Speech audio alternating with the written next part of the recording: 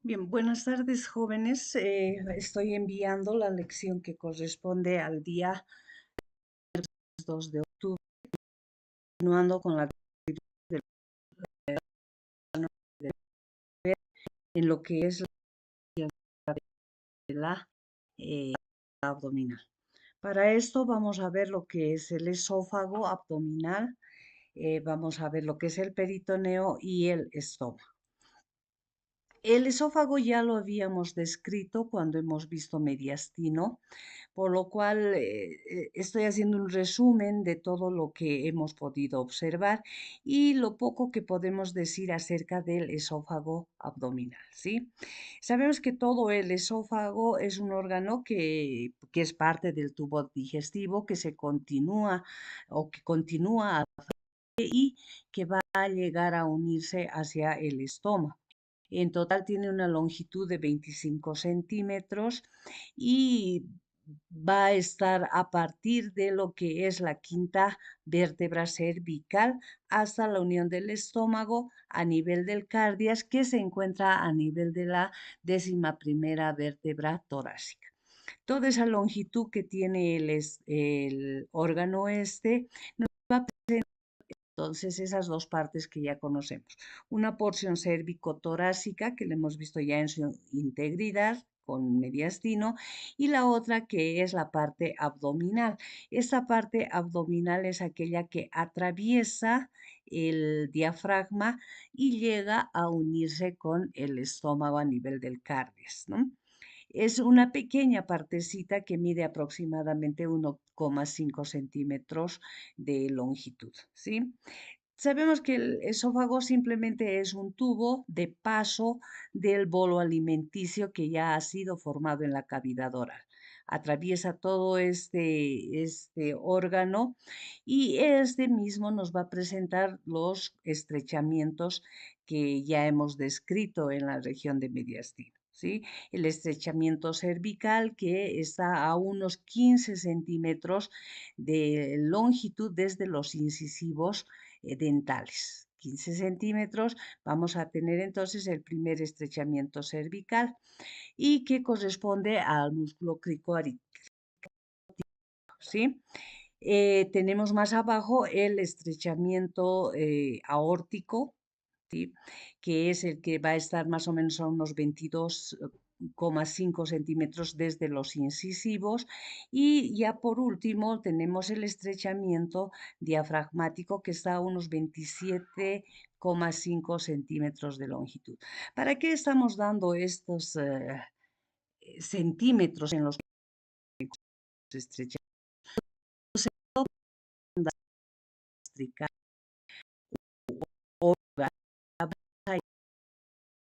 Espacio para saber el esófago al estómago. Tenemos que medir los lugares que les he estado diciendo, los estrechamientos, con la longitud que estamos dando aquí, para que veamos que vamos a encontrar cierta resistencia a nivel de... Obviamente, más de 7,5 centímetros, vamos a decir recién que hemos llegado hacia el estómago para la colocación de la sonda nasogástrica, ¿sí? Entonces, es para eso, ¿no? Voy a entrar y primeramente voy a encontrarme a 15 centímetros desde los incisivos con el estrechamiento cervical, ¿sí? Luego vamos a tener el estrechamiento aórtico, primero el estrechamiento del bronquio y después el estrechamiento aórtico, que va a estar a unos 22,5. Y luego recién el paso del esófago a través del diafragma, que está a unos 27,5 centímetros. Para luego el esófago ingresar al estómago, ¿sí? Internamente, entre la unión entre el esófago y el estómago se va a denominar la línea Z. A ese nivel vamos a encontrar lo que es el esfínter esofágico inferior, que ya nos está dando la idea de que estamos atravesando el cardias, ¿sí? Cardias, que es la propia unión entre esófago y estómago, ¿sí? ¿Qué alteraciones vamos a poder ver? No solo en la parte superior del esófago o tóraco, cérvico-torácica, sino a este nivel vamos a ver diferentes patologías, como es el reflujo gastroesofágico, con una pirosis muy fuerte. La pirosis se refiere a ese ardor retroesternal que se siente, ¿no? Es un síntoma que nos refiere el paciente que dice, siento un ardor en la región inferior del tórax. Eso puede deberse a un reflujo gastroesofágico. ¿Qué quiere decir eso? Que este estómago puede estar volviendo o devolviendo hacia arriba la salida del ácido clorhídrico, ¿sí? Puede haber también una hernia esofágica que va a salir hacia la parte del diafragma y viendo una transformación de toda esa mucosa en el tejido que compone al órgano. ¿Sí?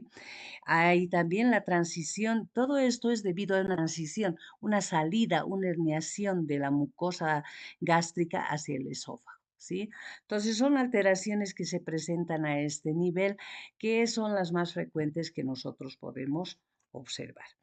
Solo esto vamos a poder hablar del esófago abdominal, porque como les digo, es una entidad muy pequeñita, muy reducida de tamaño, aunque tenemos todo el resto para hacer la comparación con el resto del esófago. No nos olvidemos que este esófago simplemente es un tubo de paso del bolo alimenticio o de cualquier elemento que pueda llegar desde la cavidad oral hasta el estómago, ¿sí? Vámonos con la otra parte, que es el peritoneo y la cavidad peritoneal, ¿sí? Está más detallado aquí en forma escrita, donde podemos decir qué es el peritoneo, ¿sí? Calificándolo o definiéndolo como una membrana delgada, lisa, brillante, pero resistente, que va a estar tapizando toda la cavidad abdominal, ¿sí? Es igual que el pericardio, es igual que la pleura que hemos podido ver nosotros en los órganos tanto del corazón y el pulmón. El peritoneo parietal está pegado hacia la pared abdominal, ¿sí? Eh, el peritoneo visceral igualmente va a ir a envolver a todos los órganos que se encuentran dentro de esta cavidad abdominal, ¿sí? Entonces, estas dos entidades del peritoneo, dos láminas que están unidas entre sí, va a tener en medio de ellas lo que es la cavidad peritoneal. Fíjense, es lo mismo que el pericardio, que la pleura, ¿sí? Cuando hablamos del peritoneo parietal, podemos decir que en este se puede tener las mismas sensaciones, tiene la misma sensibilidad que tiene la pared anterolateral del abdomen, ¿sí? O sea, ¿qué va a sentir? Va a sentir frío, va a sentir presión, va a sentir dolor, etcétera, ¿sí? En cambio, el peritoneo visceral está en relación a sensaciones ya de las vísceras, ¿sí? Una presión, un estiramiento o una irritación química, ¿sí? ¿Por qué? Porque está alrededor de todas las vísceras de la cavidad abdominal. Se dice que este peritoneo tiene una amplitud mucho más alta que lo que es la piel. Todos sabemos que la piel es el órgano más extenso del cuerpo. Sin embargo, este peritoneo llega a ser mucho más extenso que nuestra piel que rodea todo nuestro cuerpo, ¿no? Eh, el peritoneo, cuando está dentro de la cavidad abdominal, va a ir determinando diferentes lugares donde se va a encontrar. En ese sentido, vamos a tener órganos que estén en relación completa con el peritoneo, otros que no lo están completamente porque están más alejados del lugar donde están las vísceras abdominales. Por ejemplo, se llaman órganos retroperitoneales a los riñones. ¿Por qué? Porque el peritoneo va a llegar solamente a cubrir la cara anterior de los riñones. Detrás de ese peritoneo va a estar la cara posterior de los riñones. Por eso se dice los riñones son retroperitoneales. Están entre el peritoneo en la parte posterior de la cavidad abdominal cubiertos en su cara anterior y por detrás el riñón va a estar en relación con la pared abdominal posterior. Por eso se llaman retroperitoneales. Igualmente, los órganos subperitoneales, como ejemplo, vamos a tener la vejiga urinaria. El peritoneo llega solo hasta la cara superior de la vejiga urinaria. Por eso se denomina subperitoneal. ¿Sí? Los intraperitoneales ya son los otros órganos que tenemos dentro de la cavidad abdominal. Todos ellos están envueltos en el peritoneo visceral. ¿Quiénes? El estómago, el páncreas, los intestinos, etc. Eso sí se llaman intraperitoneales. Aquí tenemos una visión de lo que estamos hablando. En celeste vamos a tener el peritoneo parietal, que está envolviendo todo lo que es la cavidad abdominal, salvo, fíjense, ¿sí? En la parte posterior estamos viendo los riñones que están solamente tapizados por la parte anterior por el peritoneo parietal. Todas esas líneas celeste que vemos hacia adelante es lo que está delimitando la cavidad peritoneal o la cavidad abdominal tapizada por el peritoneo parietal. ¿Sí? Entonces, esa es la forma en la que se está distribuyendo. ¿Cómo vamos a dividir la cavidad peritoneal? Cuando nosotros hemos ingresado ya en la propia cavidad abdominal, vamos a encontrar el peritoneo parietal, primeramente. Luego vamos a poder observar todo lo que es esta cavidad abdominal, todo lo que es esta, donde se van a encontrar los órganos que nosotros conocemos. Esta cavidad abdominal está dividida en dos partes. Un espacio supramesocólico o supracólico. En algunos autores está simplemente supracólico. En otros está supramesocólico porque es el colon transverso con su meso que se está pegando a la pared posterior que divide la cavidad abdominal en una parte superior y otra parte inferior. ¿Sí? Entonces, por encima del colon transverso y su meso que está pegado a la pared posterior, vamos a tener toda la región supramesocólica. Y por debajo tenemos la región inframesocólica o infracólica o supracólica. La porción supramesocólica a su vez está dividida en lo que se denominan las celdas subfrénicas, tanto derecha como izquierda, refiriéndonos al límite superior que tiene la cavidad abdominal mediante el diafragma. ¿Sí? Celda subfrénica quiere decir que está por debajo del diafragma. Es una celda subfrénica derecha, una celda subfrénica izquierda y la parte central que se llama la región solar o celíaca, a ese nivel. ¿Sí? Entonces son tres espacios que vamos a poder identificar en el espacio supramesocólico. La celda subfrénica derecha va a estar cubriendo o va a contener a todo lo que es el lóbulo derecho del hígado. En cambio, la celda subfrénica izquierda va a contener, aparte del hígado, al lóbulo izquierdo, al estómago, va a tenerlo al vaso y por detrás al páncreas. ¿Sí? La región celíaca se refiere al lugar donde se están originando arterias, donde va a estar atravesando la aorta abdominal, va a estar bajando por allá. Vamos a ver también los plexos nerviosos que se van a ubicar en esta región. ¿Sí? Por eso se llama región solar o celíaca cuando ya veamos nosotros lo que es el plexo solar. La región inframesocólica o infracólica va a estar entonces también por debajo del colon transverso y su meso, va a estar dirigido hacia abajo. Vamos a ver que esta se va a dividir en dos partes, una región inframesocólica derecha y una inframesocólica izquierda. ¿Quién la va a estar dividiendo? El mesenterio. Ya vamos a ver más adelante con más claridad qué es el mesenterio, pero es una lámina producto del peritoneo que se va a dirigir en forma oblicua de arriba hacia abajo hasta llegar desde el ángulo duodeno-yeyunal adherida a la pared abdominal, a la pared abdominal posterior, hasta llegar a la fosa ilíaca derecha. Toda esa región que tenemos ahí en forma diagonal está dividiendo el espacio inframesocólico en una parte derecha y una parte izquierda. ¿Están ocupadas por quién? En el lado izquierdo más que todo las asas intestinales delgadas y en el lado derecho vamos a ver el colon ascendente, vamos a ver el ciego, el apéndice y todas esas estructuras ubicadas ahí. Entonces, esa es la forma en que dividimos la cavidad peritoneal. Cuando ingresamos a una cirugía, vamos a poder ver toda esta relación. Ya no es la misma división que seguramente han visto ustedes en la pared abdominal. Una cosa es la pared abdominal y otra es la cavidad abdominal.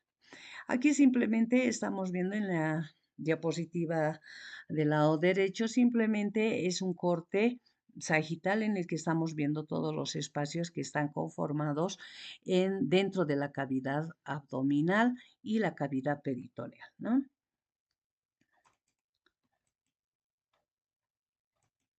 Ahí. ¿Qué estructuras vamos a ver formadas por el peritoneo? ¿Sí? Ya hemos visto que la cavidad abdominal es una cavidad formada por este peritoneo parietal y el peritoneo visceral. Entre las dos capas les había hablado que existe el espacio, ¿sí? Que es la cavidad peritoneal, el espacio que contiene también el líquido peritoneal. Lo que les decía es totalmente parecido a la cavidad pleural, a la cavidad pericárdica, donde también tenemos una cantidad determinada de líquido. Este líquido peritoneal sirve justamente para lo mismo que en las pleuras y en el pericardio, para lubricar y no dejar que haya un roce brusco fuerte entre las dos hojas, cuando hay movimientos de todo lo que son los órganos de la cavidad abdominal. ¿Sí?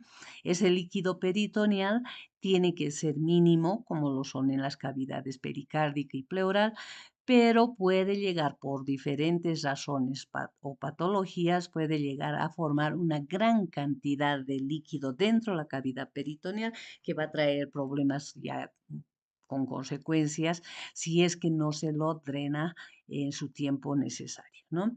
Cuando hay una gran cantidad, una gran salida de líquido peritoneal, podemos llegar a una ascitis generalizada en la cavidad eh, abdominal, ¿no? Otras de las estructuras que vamos a ver que están formadas por el peritoneo son estos elementos, los omentos o llamados también epiplones, ¿sí? ¿Qué hacen los omentos o epiplones? Van a estar destinados a la unión de dos órganos intraabdominales. Aquí estamos viendo el omento mayor o epiplón mayor. Fíjense, toda esta lámina muy irrigada con presencia de tejido adiposo ahí, es el epiplón mayor, ¿sí? Lo vamos a ver mejor acá abajo, allí, ¿sí? No, este es el menor. Hablemos del epiplón mayor, es este, ¿sí? Es esa lámina de peritoneo que se va a originar en la curvatura mayor del estómago. Todo esto es el estómago, todo eso, esta es su curvatura mayor y ahí se está originando esta lámina de peritoneo que se va a denominar aumento mayor o epiplón mayor.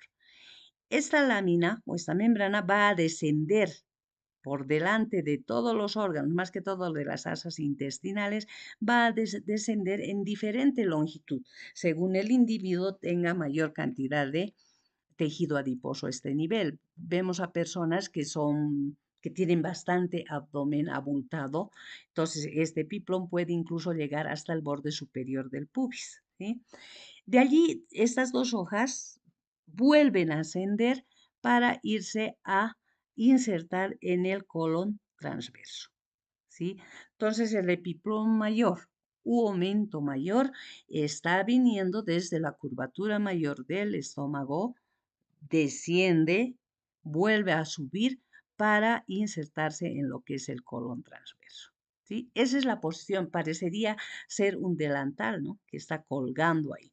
En niños pequeños, simplemente forma una especie de fajita el epiplón mayor. Hasta ese lugar. Nada más, son niños delgaditos, no tienen la protuberancia abdominal como en personas con alto peso o en personas obesas. Simplemente es como una faja. Pero el origen es ese, curvatura mayor del estómago da una vuelta, gira hacia atrás para insertarse en el colon transverso. Ese es el epiplón o aumento mayor, ¿sí? Que cuelga como un delantal. Ustedes van a poder ver eso en diferentes textos, ¿no? Que dice que es un delantal.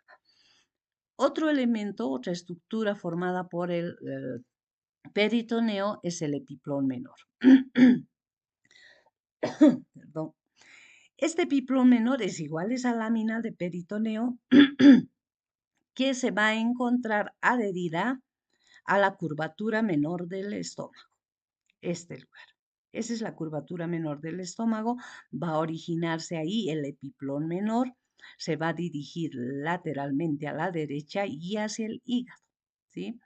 Tiene un lugar, un espacio donde va a contener a lo que es la vena porta, la arteria hepática y el conducto, el colédoco por una parte en la parte inferior y el conducto biliar, ¿sí?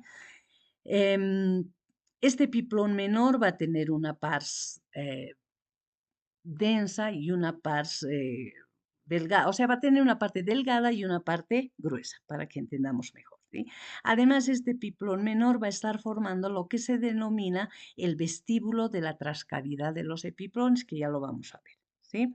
Ahí está entonces, ¿dónde lo ubicamos al epiplón menor? Entre la curvatura menor del estómago, dirigido hacia la derecha, hacia el hígado, teniendo un borde libre donde va a estar todo a todos aquellos componentes que llegan hacia el hígado o que proceden desde el hígado. Va a estar la arteria hepática propia, van a estar la vena porta, van a estar los conductos del cístico y todo esto, ¿sí?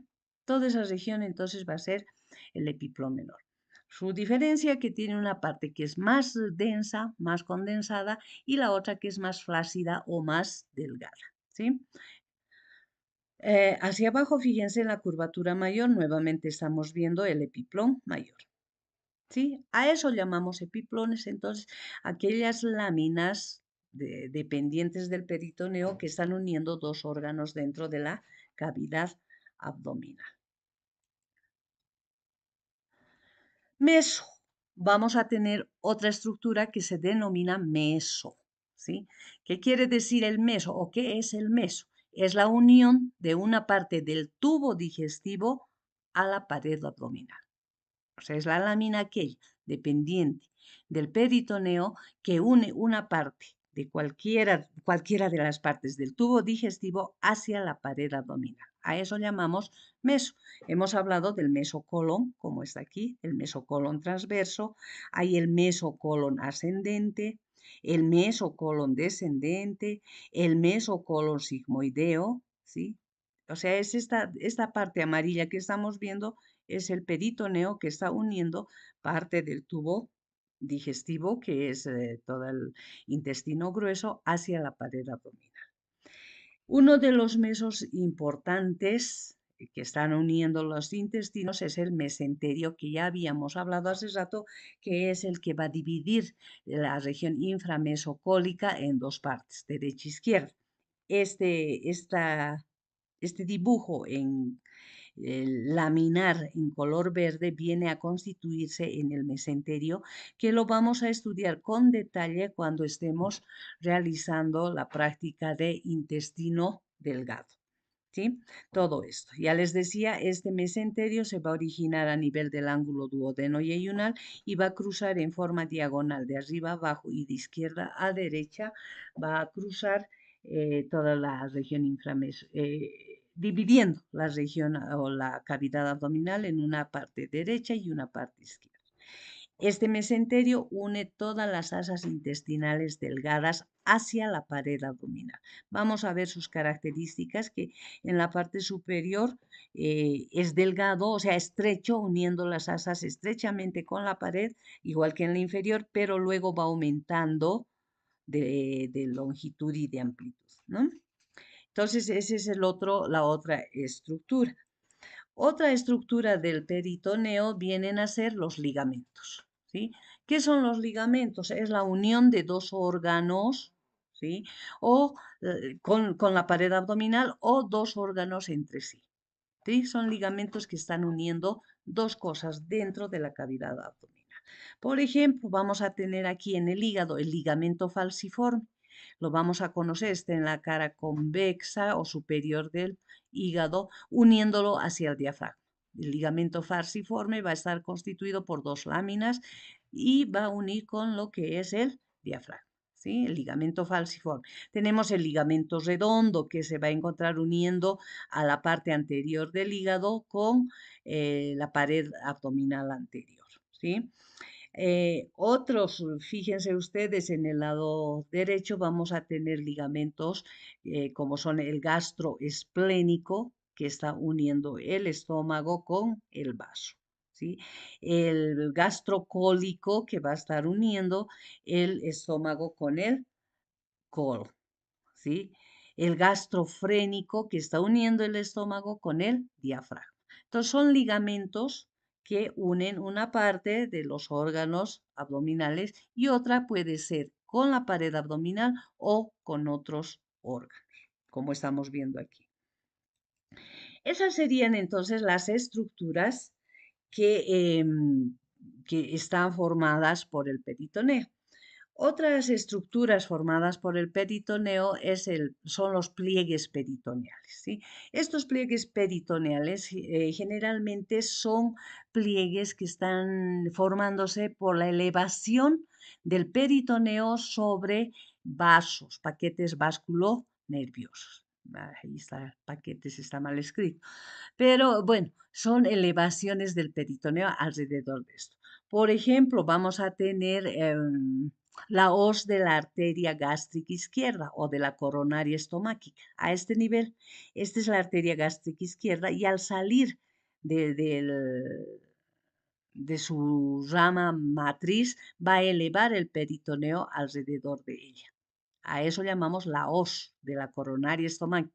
La coronaria estomáquica se llamaba antes así, ahora se llama gástrica izquierda, ¿no? Pero esa elevación que realiza se llama pliegue peritoneal.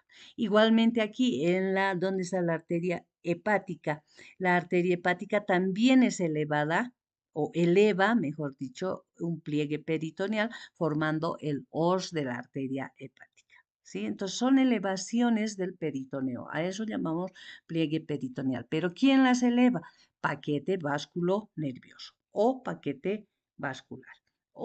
Esta sería otra dependencia del peritoneo. ¿Sí?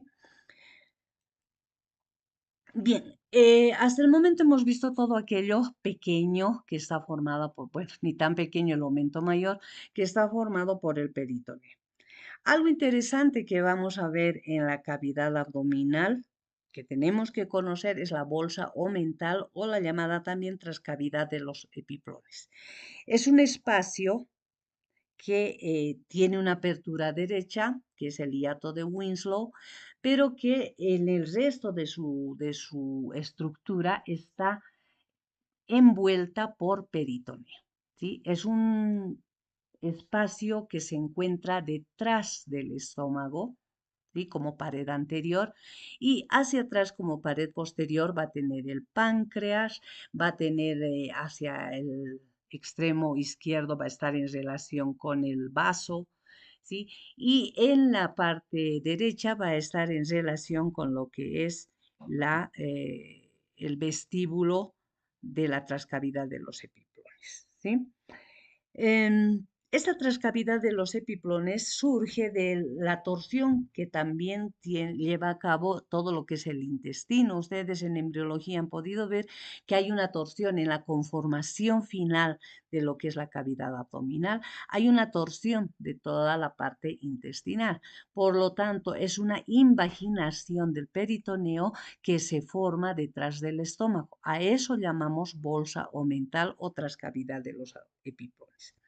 Esta bolsa omental se encuentra dividida en dos partes. Una parte derecha, que es toda esta que estoy marcando, a partir de la curvatura menor del estómago hacia el hígado. Toda esta parte va a ser el vestíbulo de la bolsa omental. ¿Sí? Y detrás del estómago, que es aquí, va a estar la transcavidad de los epiplones o bolso mental propiamente dicha. ¿Sí? Son dos espacios, ¿ya? Hacia la derecha, les decía anteriormente que hay un borde que forma un orificio señalado aquí con una línea segmentaria roja que nos va a dar lugar a la formación de lo que se llama el hiato de Winslow. ¿Sí? El hiato de Winslow es la apertura, es ese ingreso, es la puerta de entrada a la cavidad, a la transcavidad de los epiplones. ¿Sí? Ahí está el hiato de Winslow, se lo puede ver perfectamente. Está formado por todo el paquete vasculonervioso que va hacia el hígado. ¿Sí? Hemos dicho que está la vena porta, está la arteria hepática propia, van a estar descendiendo los conductos biliares y hacia atrás el límite posterior va a estar dado por la vena cava inferior. ¿Sí? Si nosotros introducimos el dedo, vamos a tener que ver esas estructuras. Por delante estas y por detrás la vena cava inferior, además del lóbulo caudado del hígado, que ya lo vamos a ir conociendo. Una vez que ingresamos el hiato de Winslow, ingresamos a lo que es el vestíbulo. ¿Quién está formando hacia adelante el vestíbulo? Es el epiplón menor, como lo podemos ver aquí, que está adherido a la curvatura menor del estómago y que se dirige superior y lateralmente a la derecha para insertarse también en el hígado.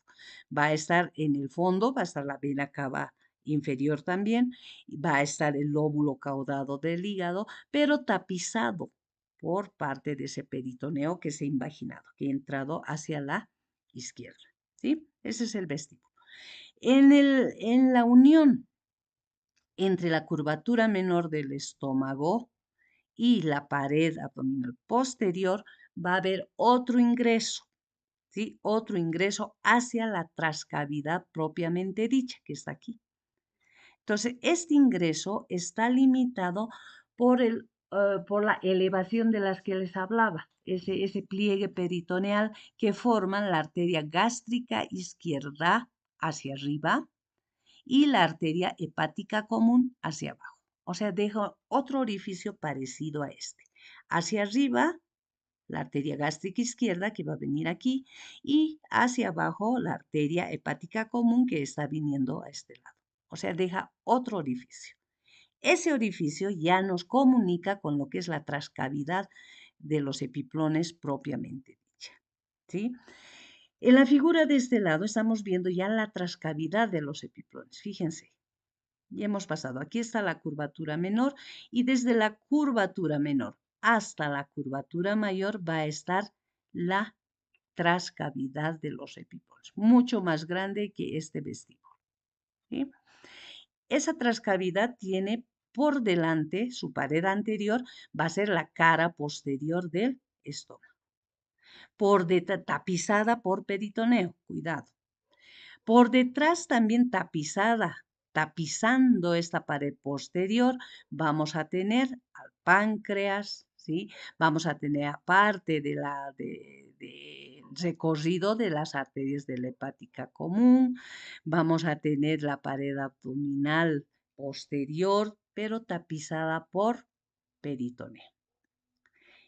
No termina ahí la transcavidad, sino que en este nivel va a tener un receso superior, o sea, va a haber un punto ciego superiormente. Hasta aquí está el lóbulo caudado del hígado. Por detrás de ese se extiende también una prolongación del peritoneo, dando lugar a un espacio retrohepático, ¿sí? Queda un espacio ese nivel, detrás del lóbulo caudado. Ya vamos a ver para qué les estoy hablando de esto, ¿ya? Hacia la izquierda, lateralmente hacia la izquierda, el estómago va a estar unido al vaso por el ligamento gastroesplénico, que va a cerrar a la izquierda y adelante la transcavidad de los epiplones, el gastroesplénico. Y por detrás va a estar el ligamento esplenopancreático, ¿sí? Cerrando también por detrás. Aquí está la cara anterior del páncreas que viene a formar parte de la pared posterior. ¿Sí? Toda esta región, entonces, la pared posterior de la trascavidad de los epiplones. Y toda esta es la pared anterior de la trascavidad.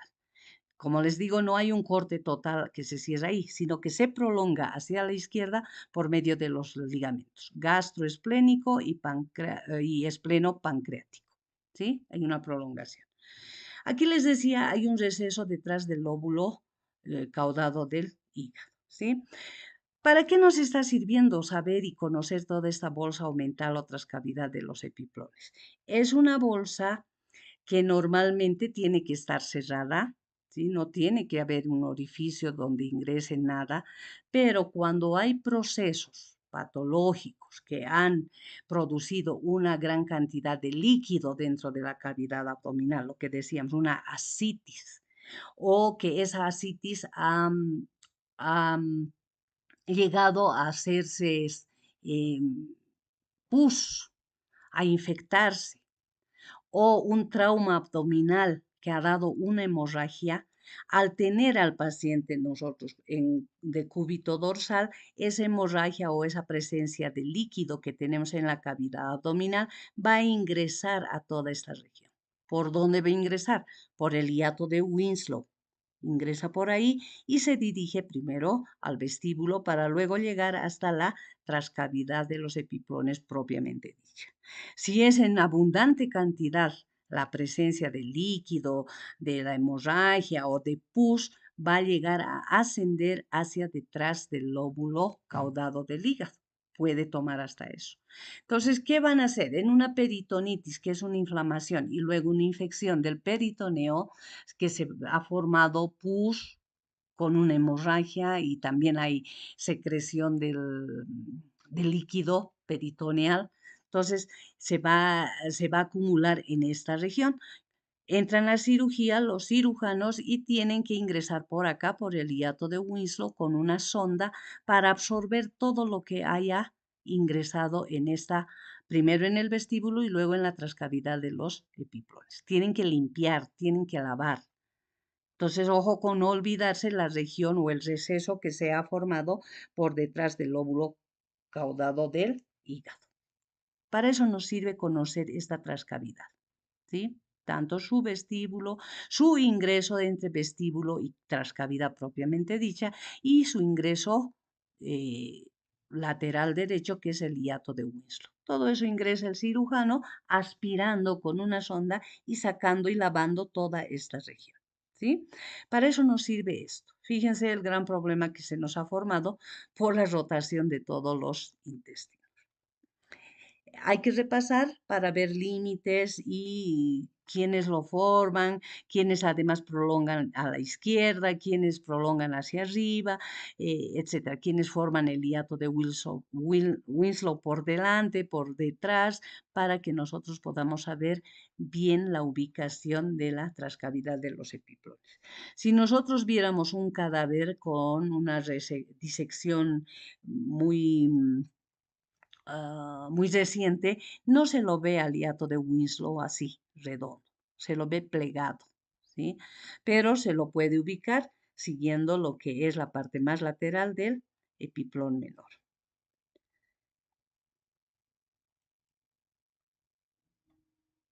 Aquí me parece que tengo otra, ahí está, una otra diapositiva donde estamos viendo, es un corte transversal, horizontal, que estamos viendo que todo este lugar donde va el cursor, esa sería la trascavidad de los epiplones, ¿sí? Hasta ahí, hasta aquí, hasta la curvatura menor del estómago. Mire, curvatura menor del estómago, cara posterior del estómago, curvatura mayor del estómago.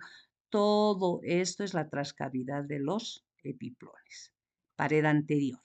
Aquí, pared posterior, la cara anterior del páncreas, tapizada por peritoneo. Todo esto está tapizado por peritoneo. ¿Sí? Hay la prolongación, lo que les decía, los ligamentos gastroesplénicos y el ligamento espleno-pancreático, que están prolongando hacia el lado izquierdo la trascavidad. ¿Sí? Desde la curvatura menor del estómago, de aquí hacia la derecha, vamos a tener el vestíbulo de la cavidad o trascavidad de los epiplones. epiplones o de la bolsa aumental, también se llama eso, ¿no ve? Todo esto sería el vestíbulo, ¿sí? Aquí está la vena cava inferior que hemos dicho que forma parte del hiato de Winslow por detrás, aquí está, y llega también a formar parte en cierta cantidad del vestíbulo. Hacia adelante estaría todo este paquete vascular, más que todo con la arteria hepática propia, con el colédoco, el conducto hepático biliar, con todas esas cosas. Entonces, entre la vena cava por detrás y este paquete está el hiato de Winslow para ingresar al vestíbulo y luego el vestíbulo hacia la trascavidad de los epiplones. ¿Sí? Creo que son figuras en las que se puede ver en cierta manera con mayor claridad. Vamos a pasar a lo que es el estómago, que es la víscera que tenemos que describirla también en esta parte. El estómago es un órgano que lo definimos como una dilatación del tubo digestivo, ¿sí? El resto del tubo digestivo es angosto, como hemos visto en el esófago y como vamos a poder ver ya en el intestino delgado. Esta parte está dilatado, sí, y por eso la vemos como una bolsa, que nos dicen que tiene la forma de una J, de bueno, de un contenedor de vino, que no me acuerdo en este nombre cómo se llama, ¿sí? Este órgano mide aproximadamente en sentido longitudinal 25 centímetros, 10 a 12 en sentido transversal y 8 a 10 en sentido antero-posterior, ¿sí? Es una gran bolsa que va a estar destinada a recibir el bolo alimenticio que viene a través del esófago. Va a presentarnos una parte superior que es llamada el fondo del estómago, ¿sí? O tuberosidad mayor. Va a presentarnos el cuerpo, que es más vertical. La parte inferior del cuerpo es la tuberosidad menor, ¿sí? Va a tener una parte horizontal, que es el antro pilórico, y va a presentar una región mucho más dura constituida por el músculo pilórico, lo que forma el esfínter pilórico, ¿sí? Es muscular, grueso, que vamos a poderlo tocar, que comunica la parte más lejana del estómago con el duodeno, ¿sí? Ahí el surco duodeno pilórico que nos muestra la separación entre lo que es el estómago y lo que es la primera porción del duodeno, ¿sí? Entonces, todas esas las partes que vamos a ver, vamos a poder describir también la curvatura mayor del estómago, que tiene una porción superior, una porción vertical, una porción inferior o horizontal.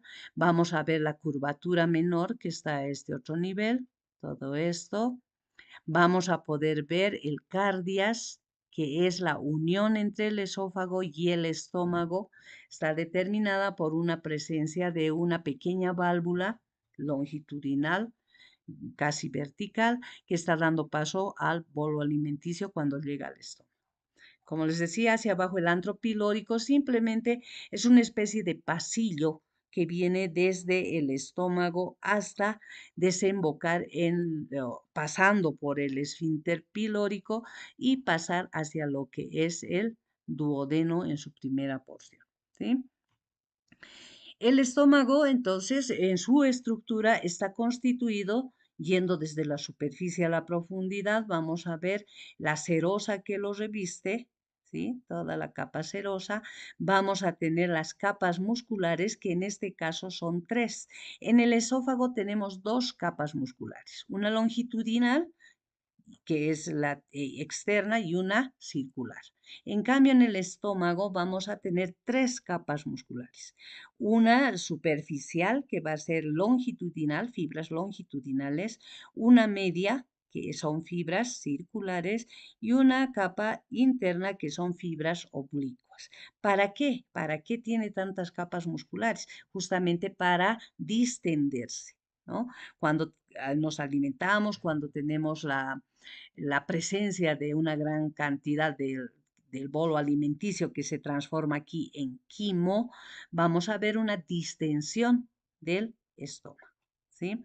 Y allí vamos a poder ver que están funcionando todas estas capas musculares.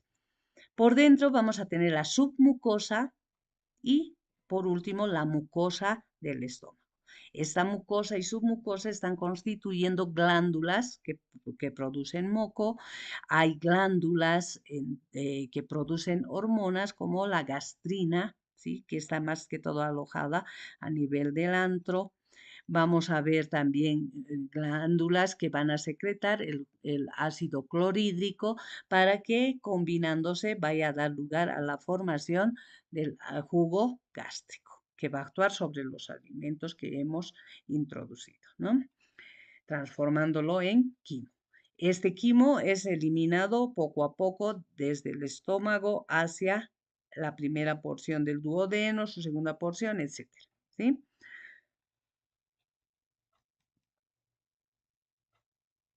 Relaciones. El estómago va a estar presente tanto en la parte inferior de la caja torácica como en la parte superior de la cavidad abdominal, ¿sí? La parte que se encuentra por detrás de lo que es la caja torácica nos va a presentar una región que se denomina el espacio semilunar de Traub. Aquí lo estamos viendo. Es un espacio, como su nombre lo indica, que tiene la forma de una semiluna, que se va a iniciar a nivel del octavo cartílago costal izquierdo. Se dirige hacia arriba y hacia atrás, ¿sí? Va a pasar por el borde superior o el borde anterior del lóbulo izquierdo del hígado, va a llegar al quinto espacio intercostal, o sea, acuérdense del quinto espacio intercostal donde está la punta del corazón, va a pasar por el borde inferior del pulmón hasta llegar a la línea axilar media. Una vez que ha llegado a la línea axilar media, desciende directamente hasta llegar a la 11ª costilla. Todo este es el límite superior del espacio semilunar de Traub. Y el límite inferior va a ser la unión de esos dos extremos, tanto del anterior como del inferior, ¿no? Va a unirse, pero generalmente va por el reborde costal izquierdo. Ahí. Todo esto es el espacio semilunar de Traub, donde nosotros podemos percutir, ¿sí? Para sentir el sonido timpánico del estómago. ¿Sí? El estómago, por ser un órgano hueco, nos va a dar un sonido timpánico. En cambio, hay órganos que si nosotros percutimos el hígado, por ejemplo, nos va a dar un sonido mate. Eso ya lo van a ver en semiología. Pero acuérdense de este espacio semilunar de Traub.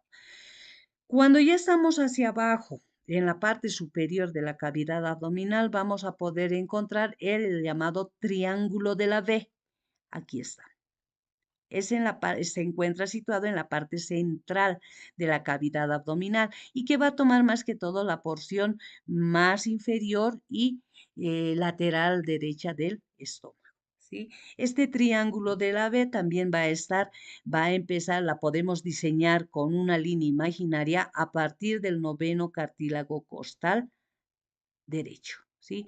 Asciende por lo que es el borde anterior del hígado, aquí está el hígado, todo ese es el trazo que tenemos del hígado, asciende por este hasta más o menos el, el octavo cartílago costal derecho. Ahí por eso se están uniendo con el inicio de este espacio semilunar.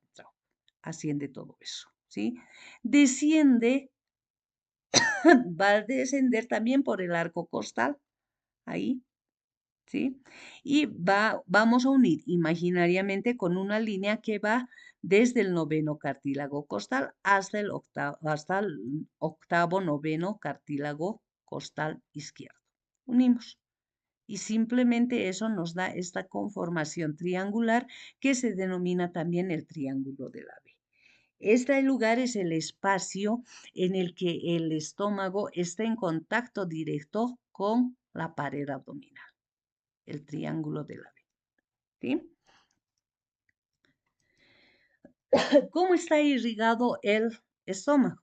El estómago va a estar irrigado más que todo por la arteria que se denomina el tronco celíaco. Esta es la primera rama de la aorta abdominal. Bueno, la segunda, porque más arriba da las diafragmáticas inferiores.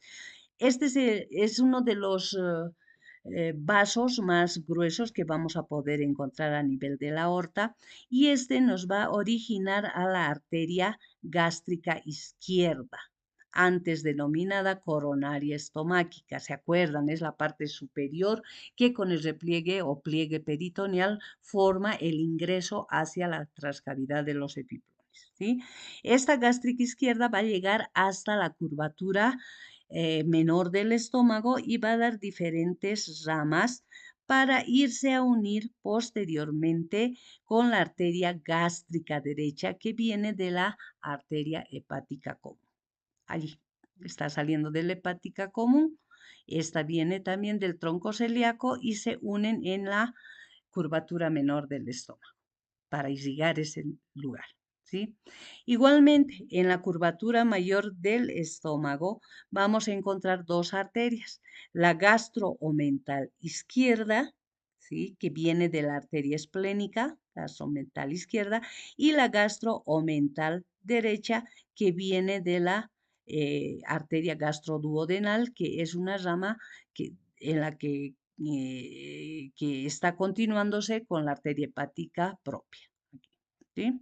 Entonces es una rama, la gastroduodenal, que nos va a dar la gastromental derecha y la gastromental izquierda, que van a formar toda la red de irrigación en la curvatura mayor del estómago.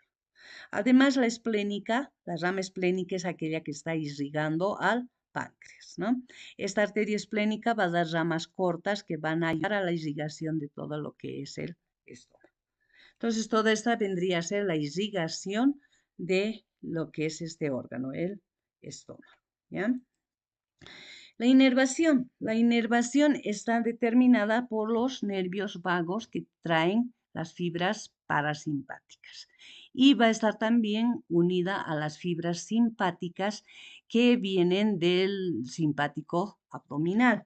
Entonces se unen todas estas para formar pedículos en diferentes lugares, como aquí podemos ver, el pedículo de la curvatura menor, el pedículo del duodeno pilórico, que estaría a este nivel, ¿sí? Y el pedículo subpilórico, o sea, en la parte inferior del píloro. Son lugares donde van a llegar a conjuncionarse todas las fibras simpáticas y parasimpáticas para dar las ramas correspondientes a todo lo que es el órgano, el estómago, ¿sí? ¿Qué patologías podríamos ver en todos estos, y no solo en estos órganos, sino en la mayoría de los órganos de la cavidad abdominal? Vamos a poder ver un sinfín de patologías que se pueden observar. Aquí vamos a citar algunas, como lo que hemos citado, el reflujo gastroesofágico, o sea, salida de ácido clorhídrico desde el estómago hacia el esófago, ¿sí? Hay una regurgitación, quiere decir, hay una devolución del ácido clorhídrico del jugo gástrico hacia lo que es el estómago, retornando hacia el esófago, perdón. A eso hemos dicho que da como un síntoma importante, la pirosis retroesternal, o sea, la quemazón que sentimos. Esta pirosis llega a ser tan fuerte que llega como esa quemazón hasta el lugar superior de la faringe. Entonces, el paciente refiere que ese ardor que presenta es muy fuerte. Hay que pensar en un reflujo gastroesofágico, ¿sí? La hernia de hiato, igual, es una transformación de la mucosa gástrica hacia la mucosa esofágica, ¿sí? La mucosa gástrica llega a salir hacia la mucosa esofágica, teniendo entonces una línea que nos está marcando una, una mucosa que no corresponde al esófago, ¿sí? Entonces a eso se denomina la hernia de hiato, saliendo además por el lugar donde está ingresando el esófago hacia la cavidad abdominal. La peritonitis creo que es por demás repetir, todo lo que es itis es inflamación. Hemos dicho que puede haber inflamación del peritoneo por diferentes causas, ¿sí? Una inflamación biliar de la vesícula biliar que no es atendida puede transformarse en una peritonitis. Una apendicitis que tampoco es atendida puede transformarse en una peritonitis. Un trauma abdominal que no ha sido tratado puede transformarse en una peritonitis.